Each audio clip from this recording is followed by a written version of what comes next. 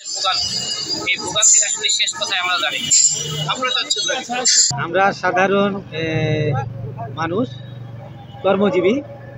তো আমরা বিভিন্ন কাজকর্মের জন্য হুন্ডাই আমাদের অন্যতম প্রধান বাহন। এই জন্য আমরা এখন তেল প্রায় শেষের পথে, আমার পেট্রোল। তো সেই ক্ষেত্রে আমি ব্যাপক সমস্যায় পড়েছি। এই যে আমার বাচ্চার স্কুল নেওয়া যাওয়া, আমার বাজারঘাট, আমার ব্যবসায়িক কাজে যাতায়াতের জন্য মানে অত্যন্ত সমস্যায় পড়ে যাচ্ছে। আমরা চাঁপাইনবাবগঞ্জে সকালবেলা কাজে এসেছি, আসে দেখছি কি যে আমাদের হচ্ছে আমার মোটরসাইকেলে তেল নাই।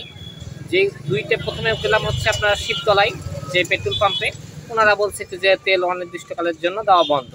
আমি ভাবলাম হয়তো বা চাঁপাই সদরে যে এখানে একটা পেট্রোল পাম্প আছে ওখানে যাই, এখানে এসে দেখছি একই অবস্থা।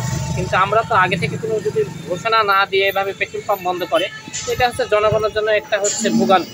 সাইকেলে তেল নাই, তেল নেওয়ার জন্য এসেছিলাম। তেল পাচ্ছি না, পাম্প বন্ধ।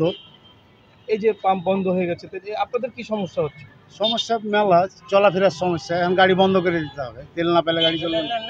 আমাদের এই আজকের যে আমরা ধর্মঘট ডেকেছি নওগাঁ এবং বগুড়ার পেট্রোল পাম্প উচ্ছেদ প্রসঙ্গে সড়ক ও জনপথের একটা আদেশক্রমে ছিল যে আমাদের জায়গা, ওদের সড়ক ও জনপথের যে জায়গা আমরা ব্যবহার করি কিংবা তার করতে পরিপ্রেক্ষিতে আমাদেরকে বিনা নোটিশে, বিনা এতে দুটো পাম্পের যে হয়েছে, উচ্ছেদ হয়েছে, তার পরিপ্রেক্ষিতে আমাদের সমিতির পক্ষ থেকে আজকে সকাল 8টা থেকে অনির্দিষ্টকালের জন্য ধর্মঘটের আমরা পালন করছি এবং ওরা জানিয়েছে এটা কিভাবে কি সমাধান হবে। সরকার এবং পাম্প মালিক সমিতি একসঙ্গে যৌথভাবে এটা সমাধান করবে। আর জনসাধারণের ক্ষতি হচ্ছে, এই পেট্রোল না যাতে অনেকের অসুবিধা হচ্ছে, আমাদের পক্ষে অসুবিধা হচ্ছে, আমাদেরকে অনেক মোকাবিলা করতে হচ্ছে খরিদ্দারের হিসেব।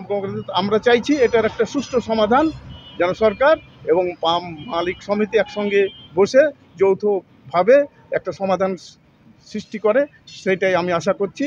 এবং আমরা এই ধর্মঘট চালাতে চাই না, আমাদের ব্যবসারও ক্ষতি হচ্ছে, জনসাধারণেরও ক্ষতি হচ্ছে। উভয় পক্ষের যাতে সুষ্ঠু সমাধান হয় সে ব্যবস্থা করার জন্য আমি অনুরোধ করছি।